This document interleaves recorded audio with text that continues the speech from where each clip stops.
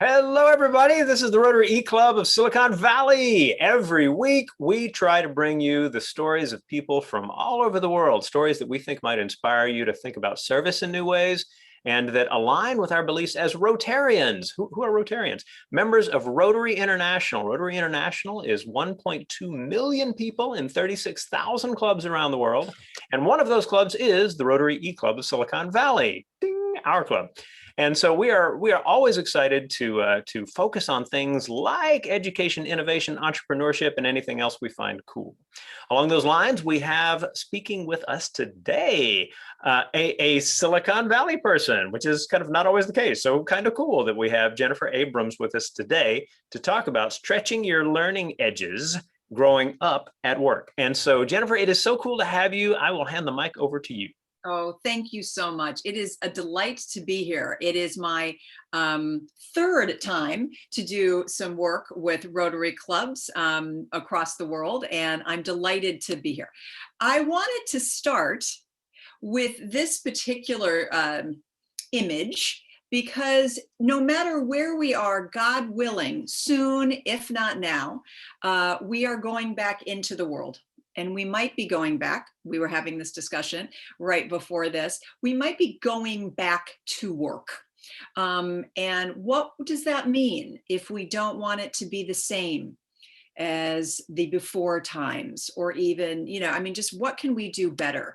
And that really leads me to the talk I'm going to offer. My nephews are two kids that are just finishing up 3rd and 5th grade based in Bloomington, Minnesota. And I always dedicate any talk to them. Joe in particular is so interested in this work, but also a little questioning of it. And his question to me all the time as a consultant doing communications is, Aunt Jen, do you really work? I mean, you don't work, right? And I go, what do you mean, buddy? And he goes, well, you just talk about talking, and that's not work. And I really think about that. And I think about, where did he get that idea? What his idea is about work and going to work is that it's transactional. His mom runs a DHL franchise. And there's, you get a package off an airplane and you put it into a van and you deliver that package. What we're going to talk about today is that idea that at work, we can be transformational. And we can do that through our talking. And so I always start with Harriet Lerner. Harriet Lerner says, our conversations invent us. And through our speech and our silence, we become smaller or larger selves. And through our speech and our silence, we diminish or enhance the other person. And we narrow or expand the possibilities between us. How we use our voice determines the quality of our relationships, who we are in the world, and what that world can be and might become. Clearly, a lot is at stake here. So as we open the doors to maybe going back to work, how can we do that in ways that enhance and don't diminish, that expand and don't narrow? My emphasis in my work is education. And there is a colleague of mine, Jenny Donahue, who has really done some great research around that, going back to a collective, and how important that is in the field of education, that if we can believe in each other, in our team, to accomplish goals and joint work, we have a greater likelihood of increasing student achievement. It doesn't matter if you're not in education. We know that within other fields, Amy Edmondson with her work at Harvard, Tim Clark, who's done his work on psychological safety, if we have a belief that the team can work effectively together, things can happen. And I was literally, I didn't even put them in the slides. These are 2 books that I just got. One called Excellence Now from Tom Peters, but his whole key point now is extreme humanism. So it's all about the humans, not the task. And the same thing from Touchy Feely at Stanford Business School, Connect, which is by Bradford and Robin. I'm fascinated by this idea, the idea of how can we, and this is Tim Clark's idea or his framing of it, lower the social friction in our interactions so that we can interact more intellectually, more cognitively, and push each other's thinking. Well, in order to do that, and that's really where my work is coming in, we personally, not as a collective, but as individuals, need to be capable, regulated, stable, resourceful, resilient, linguistically agile. We need individually to do that. And that is the work that undergirded all of this, which was Albert Bandura. Bandura is still around. He's not at Stanford anymore in the psych department, but he is alive. And he really talks about, we can't show up in the world as a collective unless we have a strong sense of personal efficacy. We know how to manage ourselves.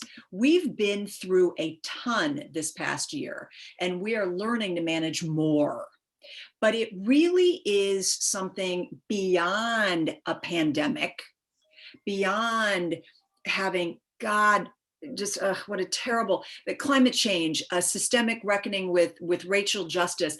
All of those things have put it on us that we need to grow up.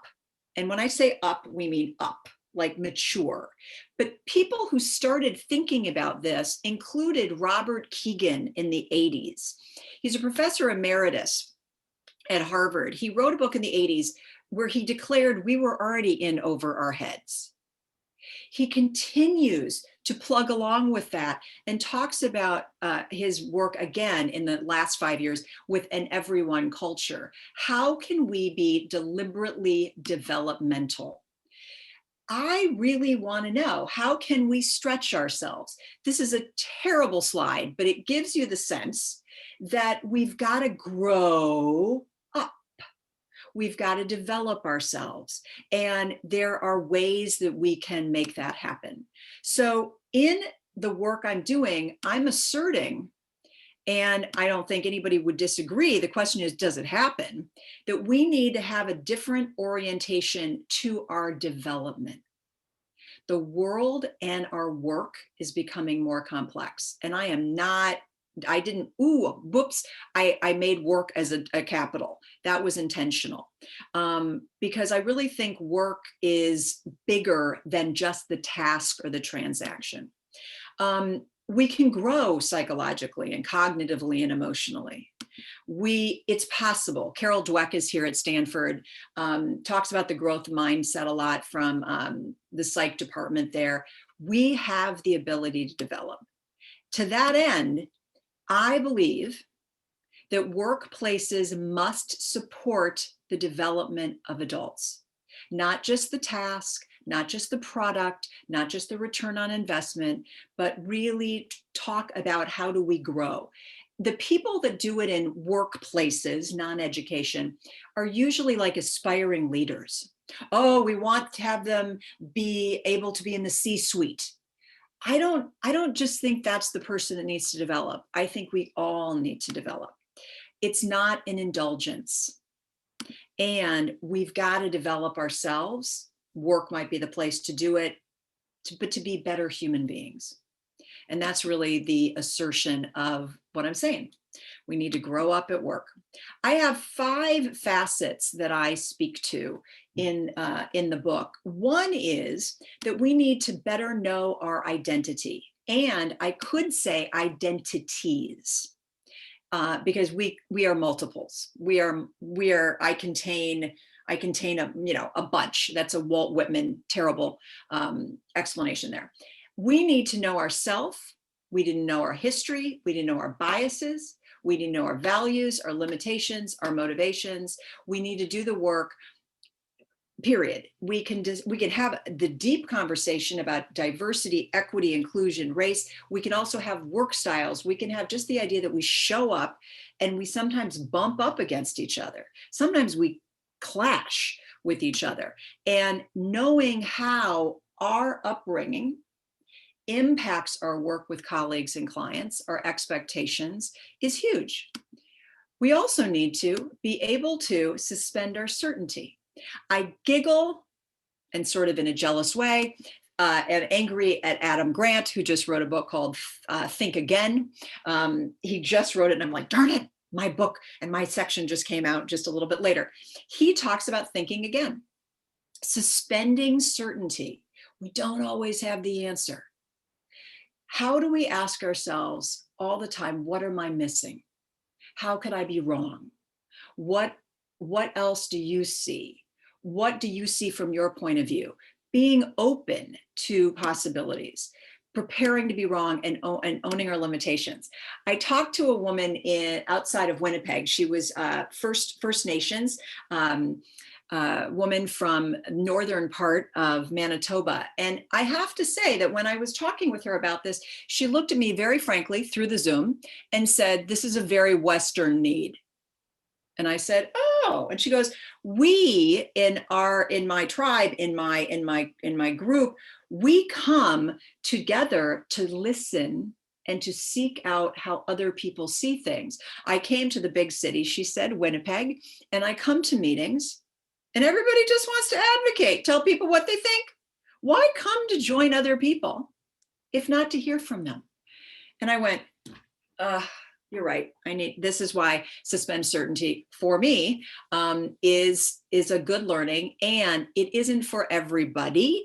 Their first and main learning. I have new teachers who say, I don't have any certainty. I want more certainty. So for me, it is a piece of growing up, though, that we need to be mindful of. The third is to take responsibility, not just ownership for your work product, but given my communications work, taking responsibility for how you interact. I have people that don't ask for help or seek clarification in purposeful or focused ways. They just go, I don't get it, which is not helpful. Or they get to the point where they have a concern, but they've amped it up because they're so frustrated and it becomes a complaint. They don't have hard conversations in humane and growth-producing ways. I think it's on us to grow up, mature, develop, and know how to do that better. And people in this particular group are certainly taking responsibility for their development, but I think we all do. The fourth one is to engage in reciprocity. The reason I call it engage in reciprocity is that when you are working, engage with the other people you're with, regardless of role, regardless of title, as mutually respectful, and that you are to offer and to receive in a partnership kind of way, that each interaction makes a difference. There's a generosity to it, and there's a skill set to do that. And how do we live that out loud? In my field, in education, we learn how to teach students our subjects or our grade levels.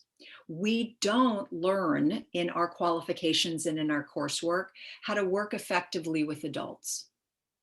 And this piece I'm discovering, wink, wink, wink, as I'm talking to people worldwide and in other fields, is something that everybody is starting to say, you know what, we could all build up our skill set on that. As well as the fifth piece, how do we build our resiliency? We've been doing that through the pandemic, I think, struggling with uncertainty and loss. And when we go back into our meetings, are we continuing to work on our emotional and psychological hygiene? That's what I call it, so that we're healthy for ourselves and for others. That we have taken moments to build up a bandwidth or a stomach, to feel more comfortable with ambiguity and to manage disappointment.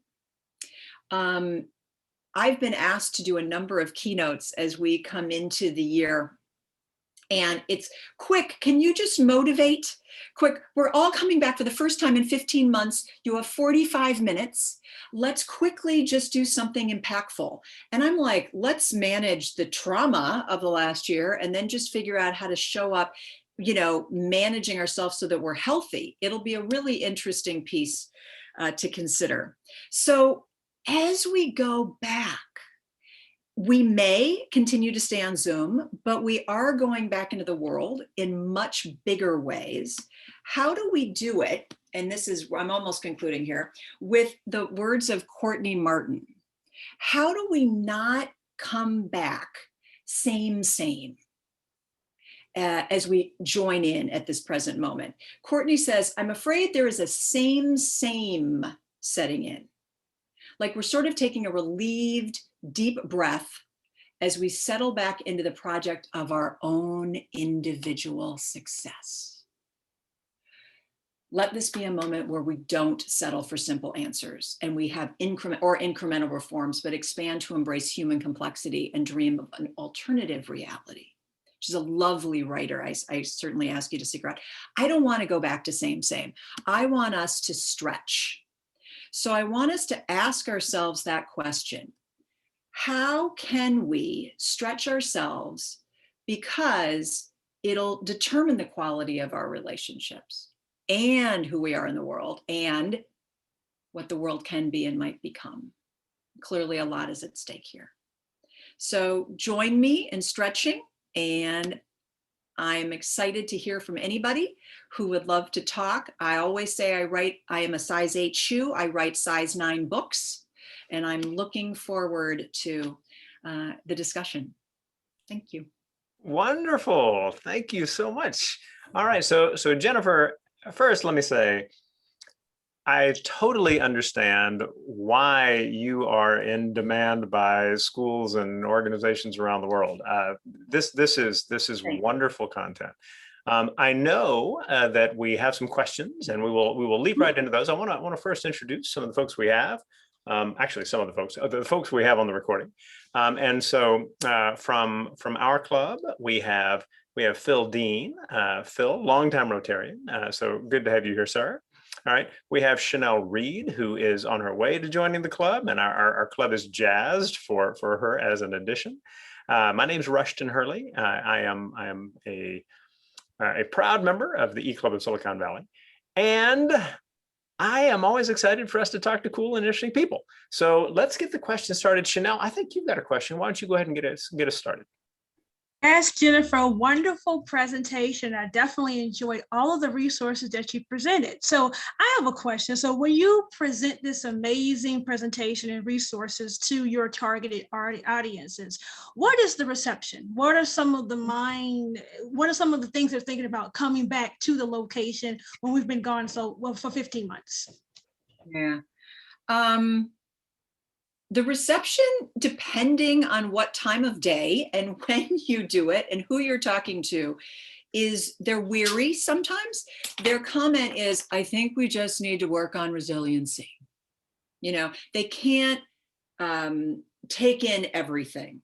I have some people who honestly say, I'm kind of cynical about this. Can adults really grow? Are they really going to do it? I have some people who say, how do you explain how this is going to help them do their job? I have some people who say, how can you make this not touchy-feely? It seems touchy-feely.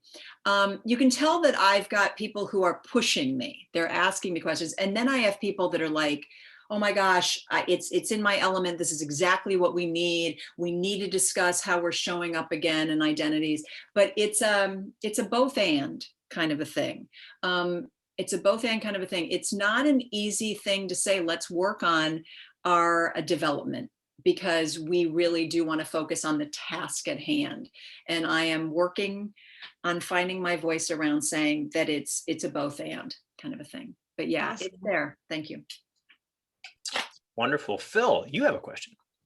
Yes, I'm wondering how much the individual actually is, how important it is to the whole effort to learn. Because I know that people tend to have specialties, things that they find easy to do. And so they tend to expand in those directions. And what I've learned for myself is that never put yourself down. Don't ever say that you can't do that, because if you haven't tried, you don't really know. So I keep encouraging people to try something, just never stop because they think they can't do it. I've learned that myself in my own work.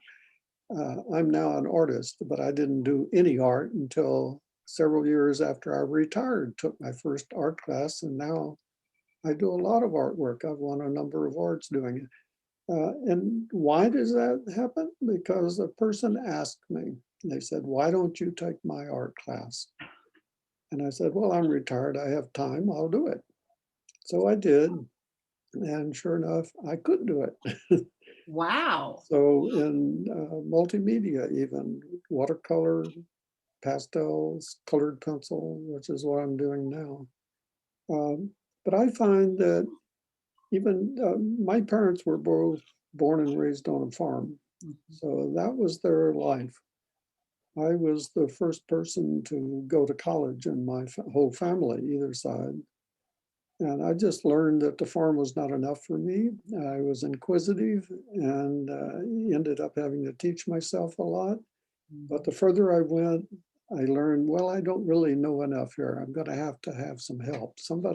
I need help from somebody. So I go looking for people to help me. And again, I've changed my specialty and my research work over the years. Didn't confine myself to one thing. And I think that's great. Never limit yourself. I totally appreciate that. And I think you sound in Keegan's terms, very self-authoring, that you weren't sort of staying in the box, that you saw other vistas, that you said, I can do that.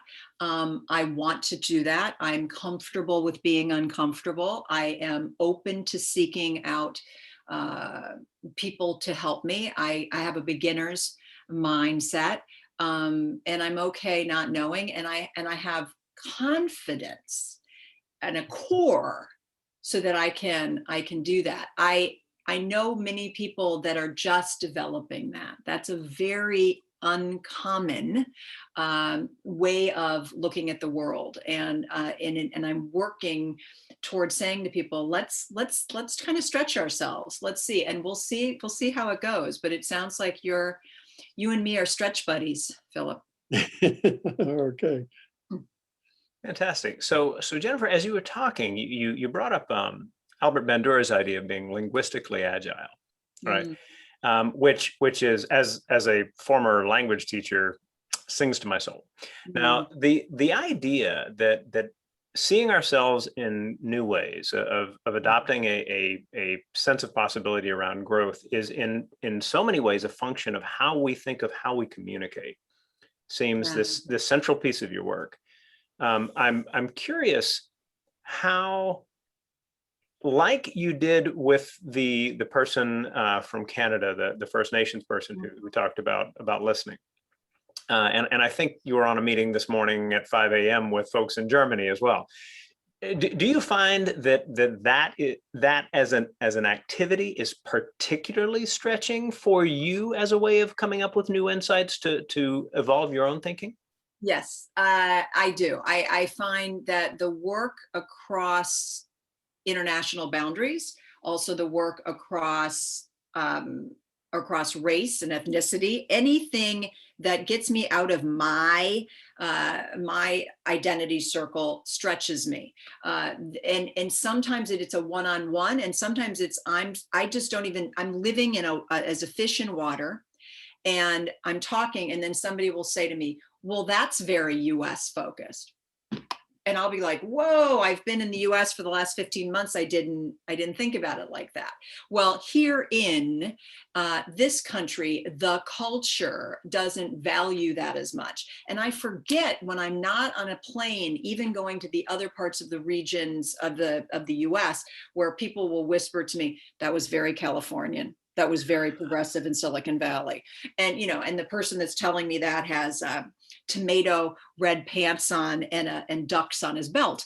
That in and of itself, just crossing regions is incredibly helpful. I think that I'm always saying to people in my field, with great love, get out. And what I mean by that is get out of the school, get out of the region, get out of the country. How do other people communicate? Or what do they even think is of value in terms of communicating? When I do this, and I haven't yet done this per se with the clients that I have in Asia, it'll be interesting to see whether this is a piece of what the Chinese schools that I'll be working with will value, or if the schools that I will work with in Baltimore County or the schools in Hong Kong, what is the mindset there? And it's just fun. I also know that I want to try to take this and say, might this be a place that that if we're going to have the conversation about diversity, equity, inclusion, and belonging in the United States, that my colleagues who are white like I am need to build up resiliency, language facility, know their identity, be able to suspend certainty, and engage with partnership and reciprocity to have those conversations. So there are many entry points to that conversation. It could be international, it could be right here at home. We need to cross over and have discussions. Yeah, it's amazing how many of those themes are within the systems of Rotary, with the idea that we can be of service all over the world, but that requires a certain kind of listening, a certain kind of openness. My idea for how to help may not be the idea, right? Phil, you have another question. Yes, I think it's always good to broaden your knowledge, your experiences. And suppose I want to go into another field. I'm interested in neurosurgery, for example. What's the best way to do this? I can either start reading books, or I could take classes, or you want to work within another field, as you said? No, I don't have enough knowledge in the field to work in it. I just like to know more about it and perhaps contribute in some way to it. But technically, no, I'm not a surgeon. I'm a physicist, so I would never try something like that. But it just intrigues me. Yeah. I had the dream about 7 or 8 years ago that I wanted to go into theater. I wanted to be with actors and playwrights. And a colleague at the time who was working in that field said, go on a listening imagining tour. I said, what is that? He said, it's something we're making up right now. We're making it up. I'm going to introduce you to people in different roles in that field. And I want you to just go have an imagining tour. What does it mean to contribute? How do I apprentice? What would I need to learn? And in the end, after 8 days in New York, talking to a number of people, which was just an extensive immersion into a day-to-day life from different parts, different roles in theater, I realized I didn't have the technical skill, and I really loved being in the audience. And so I decided that what I was going to do was just be an audience member. I had been at that point also a board member of the National New Play Network, and I tried to do it from that angle. But to me, I just immersed myself for a week, and I got to see Broadway shows, so life was good. But I called it a listening imagining tour, and that kind of got me into that. And I thought that was kind of a fun way to do it. And yeah, reading would be fine, but it was about, that isn't what that field did. So I wanted to experience it. It's a thought. I can imagine that annual listening and imagining tours would be healthy for growing up. Yes. Let's do one more question. Chanel, why don't you ask the last question? Okay, Jennifer, I have a quick question for you, because it's only one amazing you and one amazing presentation and resources. And because some people are developing the emotional hygiene and some people are in development, what can we do to encourage self-development in others? I might invite them to join in with you as you are on a journey for your self-development, and to provide you cheerleading and support as you develop a key piece to keep you accountable, to model that it is an important thing to do, and then ask for them to be sort of a cheerleader or accountability partner, and show them that self-development has been useful and that it has changed you, and model the way, I guess, is the thing. I think that if you tell people they must do self-development, it's not the same as it will help you decrease, help you be more energized. It will help you be more productive and effective. You'll be happier. And you're trying to build that for yourself. And can they be a cheerleader and a partner with you on that? Okay, thank you. Be the change that you seek. Okay, thank you so much. You got it. I love it. I love it. I love it. So we have reached our time. I apologize to those of you who are watching the recording. Those of us who are participating in the recording get to keep talking to her, which is one of the cool things about being involved in these recordings. But if you are visiting us from another club, and if you are just anybody else, we want to know that you are here. So feel free, just a little bit farther down our meeting page, you'll see a place where you can tell us, I was here. Please do so. It's always nice for us to know, hey, you know, we had visitors from this place or that place. A little farther down, you'll find the discuss section, and that forum is a place for you to share thoughts. What did you think of the presentation? What did you think of our inspirational video? What did you think of the World of Rotary passage that were part of this meeting? We hope that you will not only share your thoughts, but you will read what others have written and engage with them as well in the spirit of what we have learned over the last half hour. As we always like to do, we want to hand it back to our speaker for a final word. So Jennifer, I hand it back to you. I so appreciated this. It was so gorgeous and wonderful. And thank you for all of your help and stretching.